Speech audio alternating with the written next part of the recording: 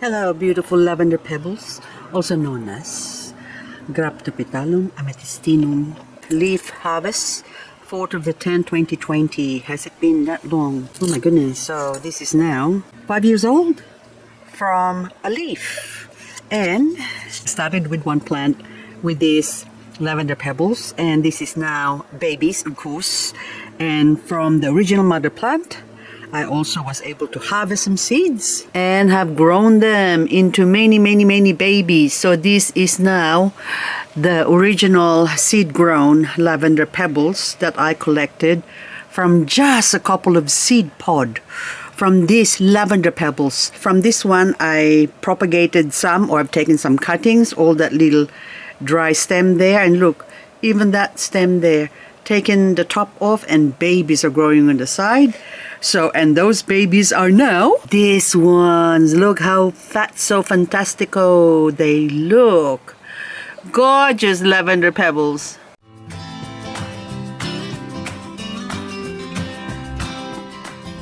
After being away for so long, my succulents have grown many weeds.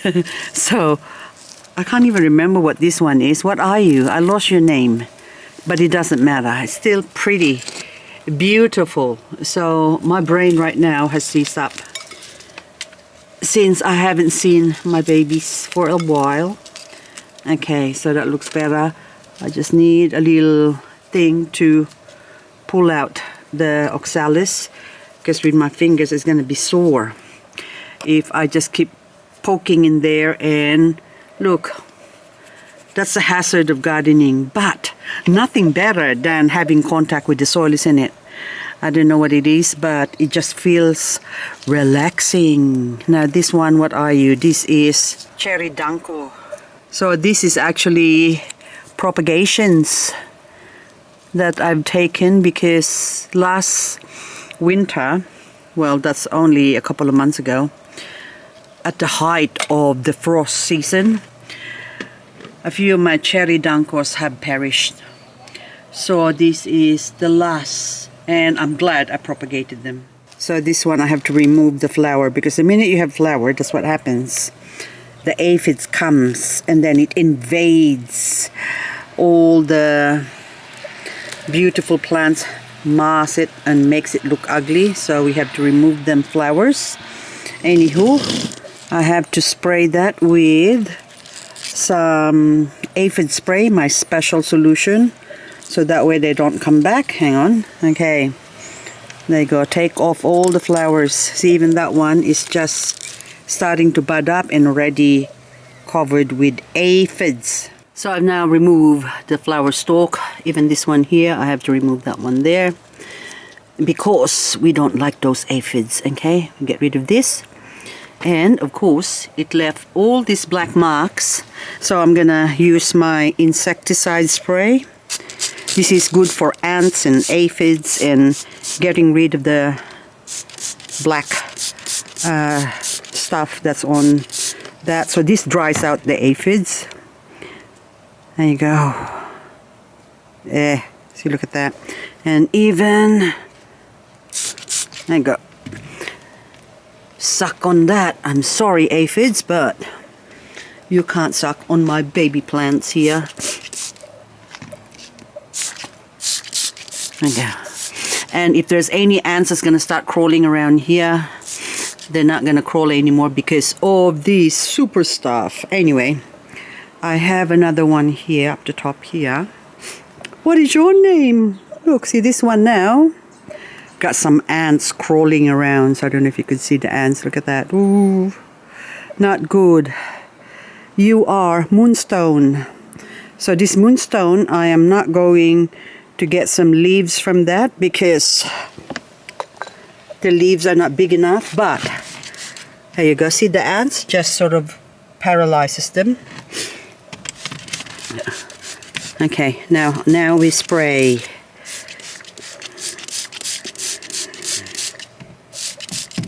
Okay, and we remove the flower stalk. There you go. Now, if I were to collect the seeds, then I wouldn't have removed it, but I'm not collecting seeds for this one, so needs to be sprayed.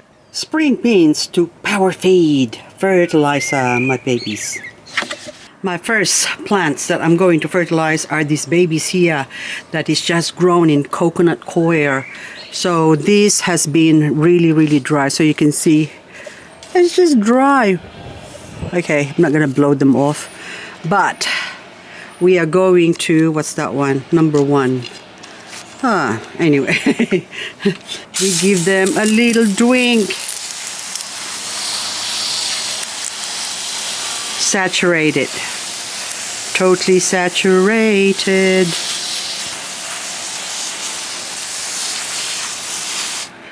Also, this planter here doesn't have any holes, so you can see the moss growing on the edges, but it doesn't matter.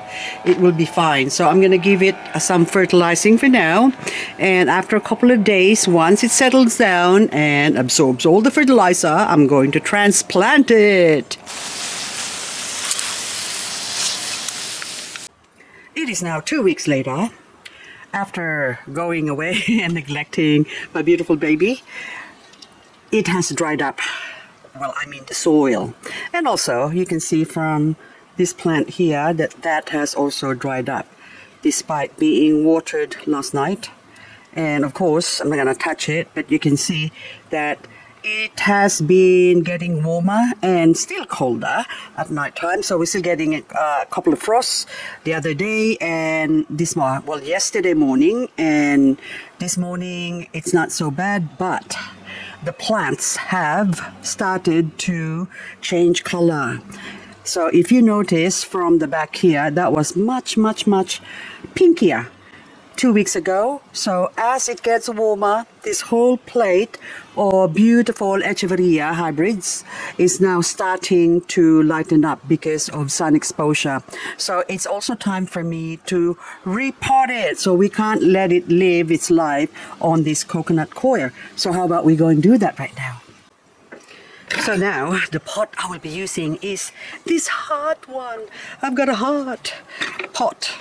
Now, first, of course, the hole is big enough. As long as there's hole, that's fine. So I normally drill a couple more bigger holes on this one, but I'm not going to bother with these ones because they're still babies. And when they're still small like that, they will need, or they will be needing, a lot more watering. So I thought I am not going to give them any bigger holes. So one hole is enough for drainage, and I'm going to put some soil that I prepared earlier.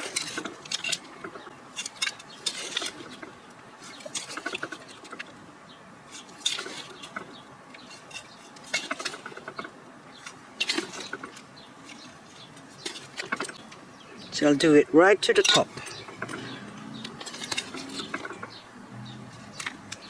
Okay. A bit more. Because this will still go down as I water that. And of course, transplanting all these beautiful babies here is gonna make the pot go down as well. So what I'm gonna do is I'm gonna put, I think I'll do, what is this one? Oh, there was a name here, but now it's gone. I think this is number 1. I don't know what number 1 is, but anyway, Elegance Hybrid. So I have them named. So that one is 2 champagne hybrids or strawberry shortcake. So I'll take this one, and I'm hoping they are the same, and that one is different. So it's this one, these 2 here. So you can see the soil or the coconut coir, which is what they've been living on for this past few weeks. And that one now, so there's new roots. So you can see that the old roots are still there, but from the new roots, you can see, or the stem from the old roots, basically the new roots have formed. So we'll put one here. And I want to put them next to each other. And then this other one is, okay, that one, because I've got them all strawberry shortcake as well. So I'll put on the top, we'll do sort of strawberry shortcake. And any dry leaves, of course, we remove to give the little babies more room to grow the roots. So you can see new roots are forming in there as well. So we'll put that there. Okay, dokie. Now it's happening. And now this one is number 1. They're just so pretty. Oh, also this one. I want to put one of these, the eyelash queen, onto here, on the tip here, so she can have her own little world. And in the center, I'm gonna put champagne hybrids. Okay, so this is all, hang on, so that one is so pretty. Look at that, so gorgeous. Look at the color, gorgeous. Now I'll put you here, so that's going to have plenty of room to move around. And also maybe number 4. So I don't know what number 4 is. Hang on, wait a minute. I think I like the fire phoenix, so we'll put it here on there. So the center will be all nice and red, and again healthy roots are forming at the bottom of this plant. So anyway guys, that's all I got for this video. I hope you enjoyed this. This is sort of a little bit of this and a little bit of that. So now I'll do the same with the rest of this on a separate pot, which I happen to have here, but I'm not going to show you that. So this one now, I'm going to put some top dressing, just so when I water it, it doesn't go all over the place. Anyway guys, thank you so much for watching, and hope I'll see you on the next video. So once I finish putting all the top dressing, I'm gonna leave it to rest overnight, and I'll water it tomorrow.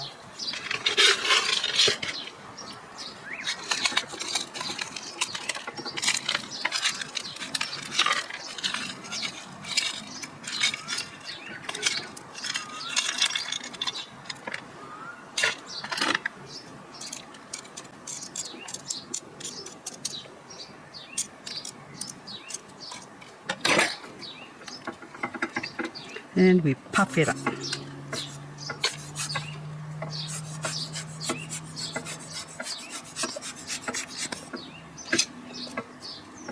And there you go. And that's all there is to it. Now I've got another heart of succulent.